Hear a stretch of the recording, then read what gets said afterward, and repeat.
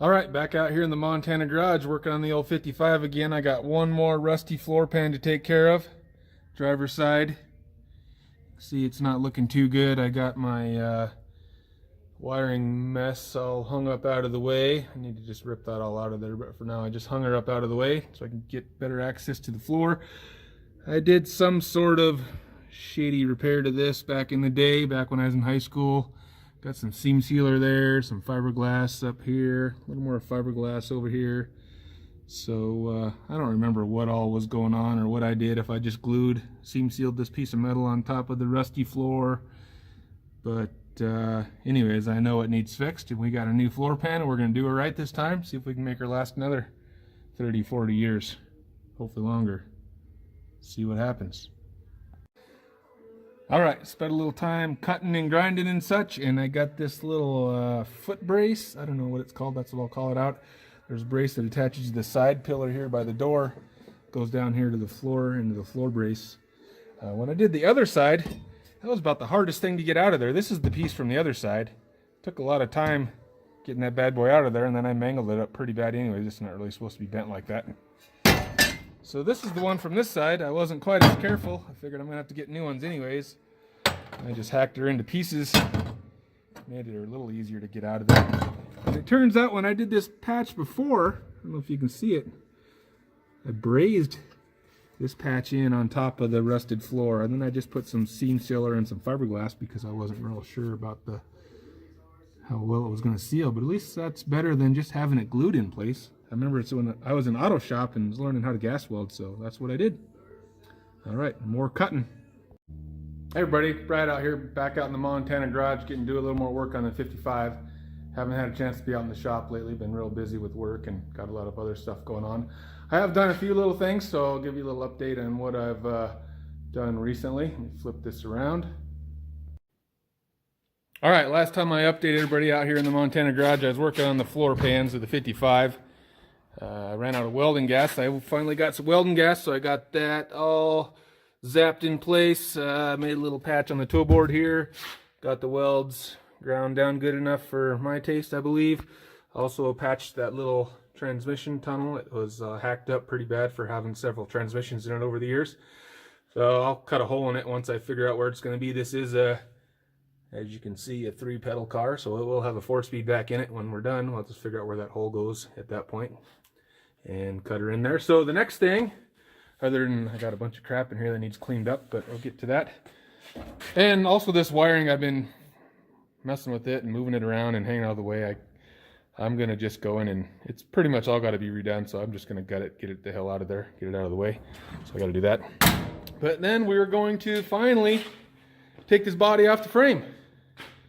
So in preparation for that, I've been taking some body bolts out. I've already had some of them out, obviously, but you know, I got a pile of body bolts here. Look how nicely this one was installed from the factory. Bushing wasn't even in the rubber mount there. Oh well. I got the, as you saw when I was just in here, no steering wheel. I got the steering column out. Steering column's out here, and I don't know, I've never had one of these out of here before, but I did have quite a bit of play in the steering wheel, and I wasn't too worried about it because I knew I was going to put a new steering column in it. But I don't know if anybody knows if this is a wear item or if that's supposed to be there.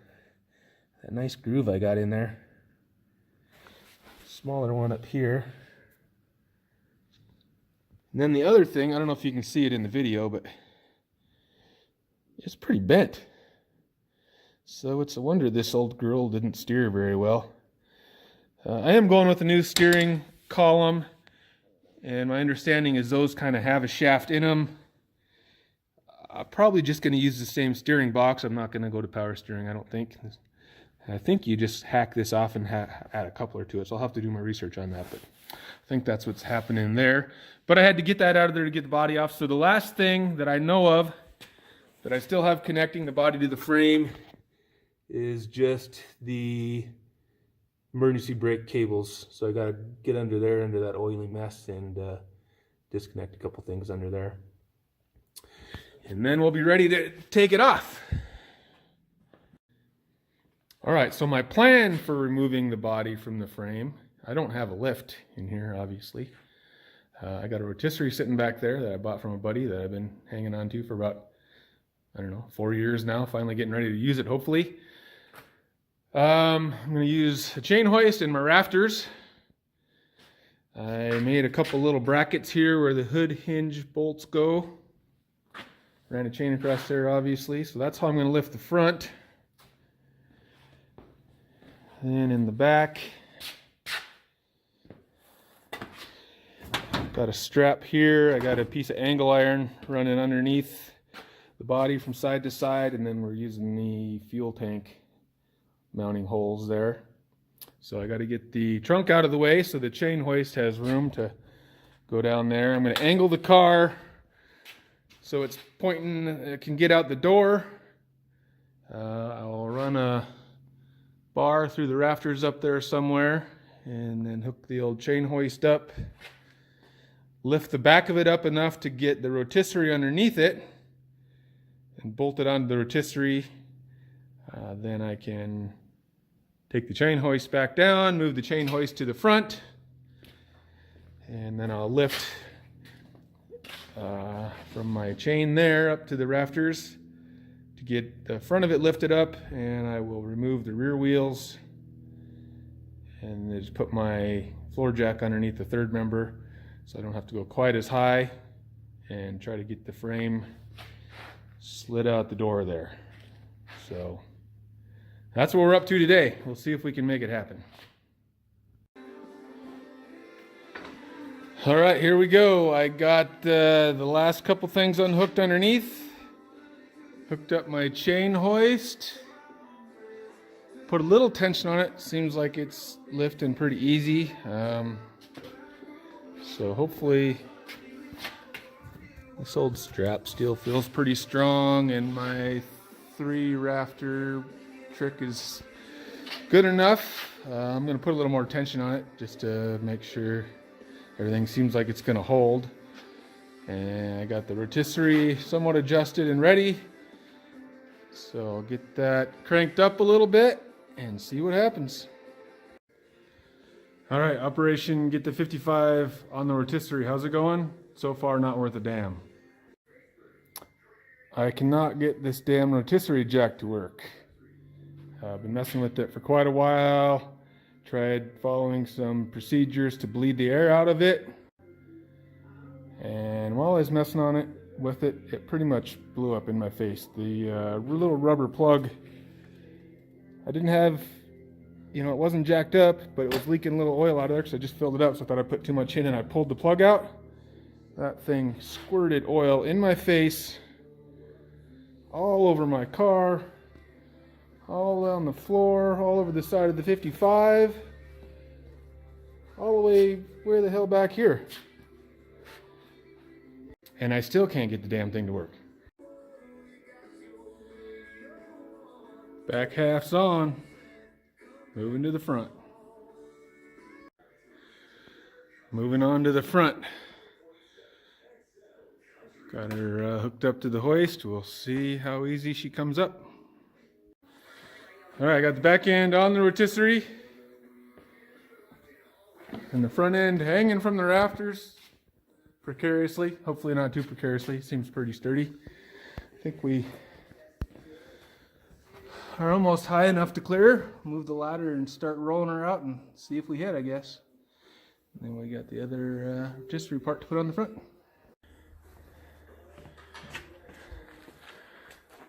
Let's go, He-Man, get her out of there. Looks like we're plenty high.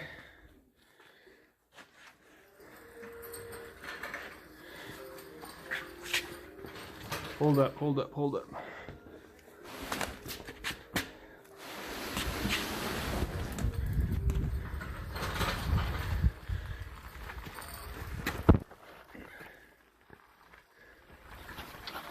All right, that's far enough. And she is 55 hanging from the rafters. So far nothing's collapsed. Get the other rotisserie under. All right, last time I brought you guys out here, it was Operation Remove Body from Frame on the 55, and that was a success. We got her done. Nobody died. The roof didn't collapse. I didn't, as far as I know, break or bend anything real bad. And the body is off the frame and on the rotisserie. I've been looking forward to this for a few years. And so now I got that step out of the way. I got lots more work ahead. While the body's on the rotisserie, I have to flip her up so I can work on the bottom. I got a little bit of touch-up welding to do from replacing the floor pans and the tail pan area back here. Most of that's all done. There is a couple spots on this inner dog leg down here in the corner. There's one hole there. I just was messing with it, and then I knew I was going to take it off the frame. I was like, well, hell, I'll just wait. It'll be a lot easier. I did that side, but I decided it'd be easier to do this side. So a little bit of body stuff. You know, I got to put in that cover where the spare tire well was. But most of the welding is all done.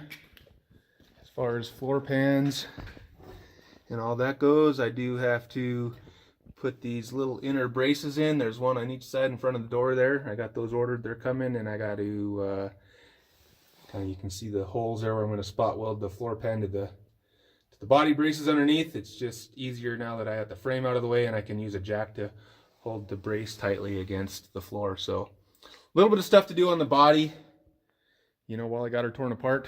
But for now, the next main focus is over here on the chassis. That's right, chassis time. I don't know if you guys watch Bitchin' Rides, but I think chassis is Kev Dog's favorite word. Anyways, what we're gonna do to the chassis is nothing real fancy, nothing real special, just some small upgrades. I did the mini tub kit on the body, so we're going to do the spring pocket kit on the frame here. That moves the leaf spring, instead of out here on the outside of the frame rail, it moves the leaf spring in line with the frame rail, which gives you that much more room for some rubber underneath the car when it's all done. So we're not going full on crazy like we did on the 57 over here. We got some real meats and, you know, ladder bar setup, and it's been full on tubs and all that stuff over there. We're not doing that on the 55. This is just going to be more of a fun driver. I want it to be, you know, pretty quick, mostly still a straight line car. I'm not going to make it go crazy around corners and all that kind of stuff. We got a Chevy we're going to try to do that with. So, like I said, just the mini tub kit for some fatter rubber. I still have, this is just the stock rear end. It's a 411 posi, so I like it. I haven't destroyed it yet. I just have a small block making, I don't know, 350 horsepower in here, so hopefully the rear end will still hold up. I will be, like I said, having some fatter rubber, and I'm going to go with the, I believe I'm going to put the Caltrax traction bar setup on here, so, you know, maybe she's going to plant a little harder and get a little better grip, and maybe I will destroy that rear end, and if that happens, we'll address it then. But for now, we're going to take it out, clean it up, put the pocket kit in.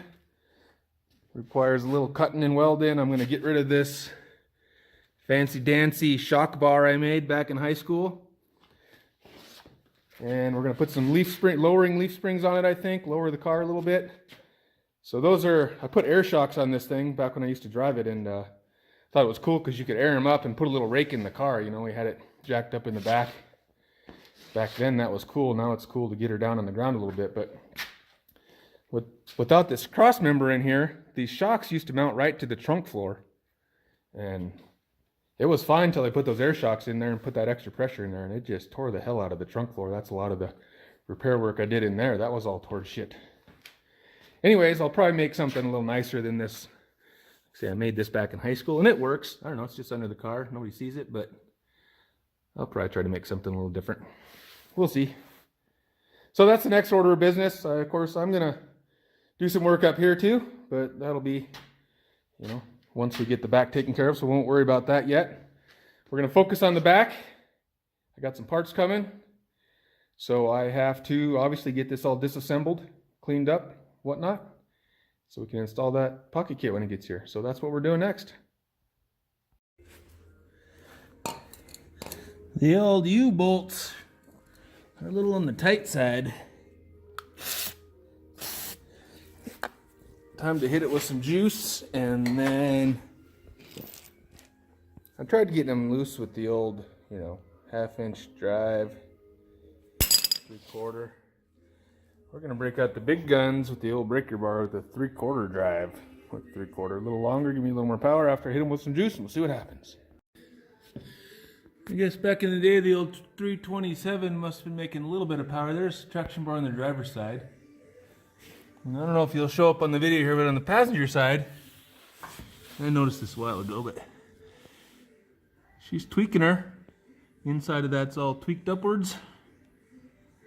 So, if I remember right, I actually had to take these off once and re-weld them. So, it was making enough power to break a little bit of stuff.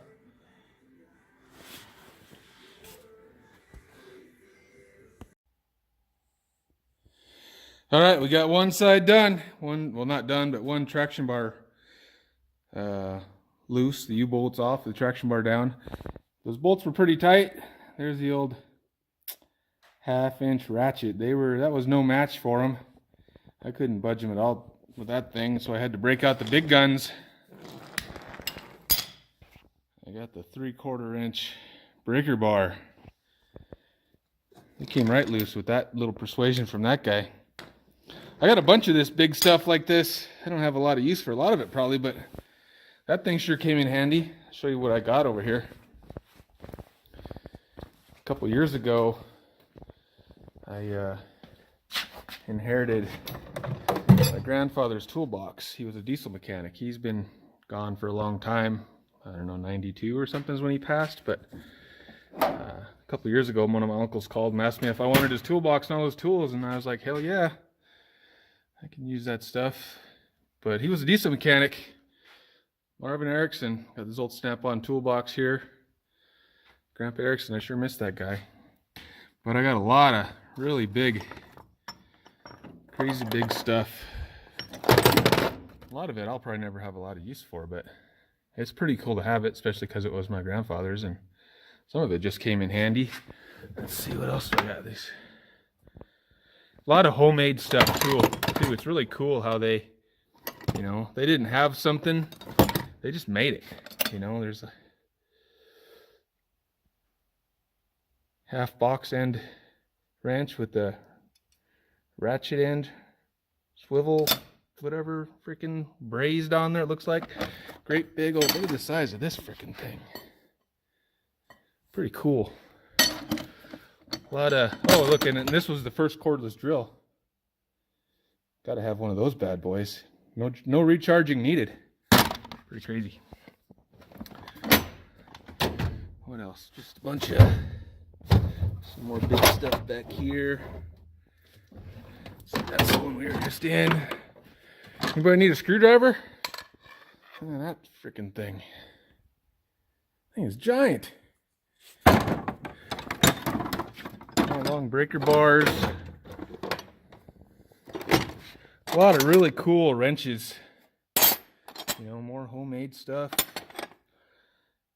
You know, like I say, you don't have it, you make it, bend it how you need it, weld the ends together, bend them up. A lot of really cool stuff. Some of the stuff, I don't even know what a lot of it is, to be honest with you, some of it. But let's see, I thought I had another, there's some more big breaker bars. I thought I had more big wrenches. Oh, there's some of the big wrenches.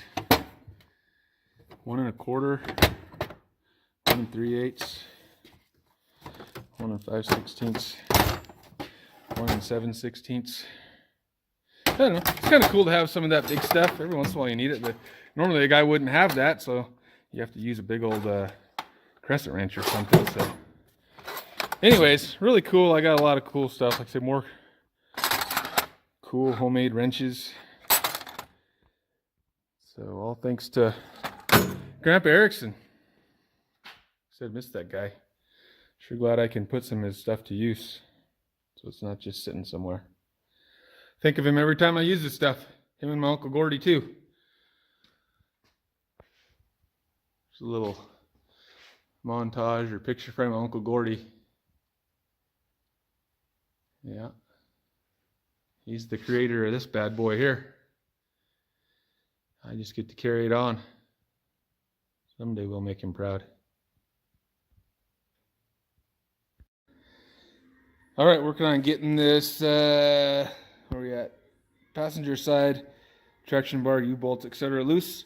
I used the great big breaker bar to bust them loose. They're still pretty tight, so look at this. I'm going to turn my 3/4 inch breaker bar into a 3/4 inch ratchet. It's pretty cool.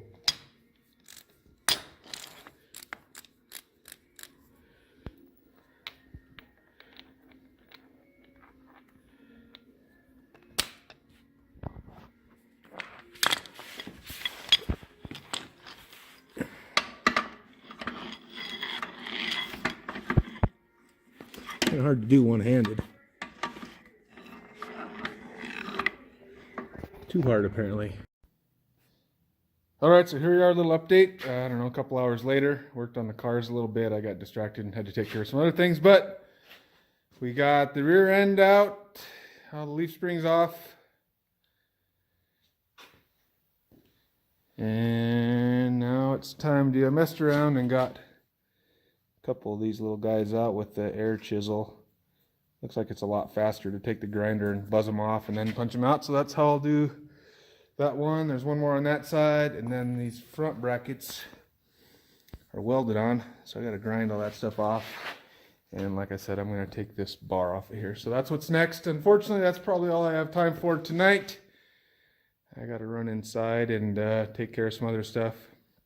Help my wife out. She's legit the busiest person I know. She's works full time, has a couple kids, takes care of the house, takes care of all my business bills and invoicing and all that crap. And as if that's not enough, she's trying to get her MBA, so she's got class tonight. And so I'm going to go in and see what I can do around there to help her out a little bit. Hopefully we'll be back out here soon to grind off that stuff, and then it'll be cleaning up at least the back half of the frame and preparing for the pocket kit. All right, see you next time.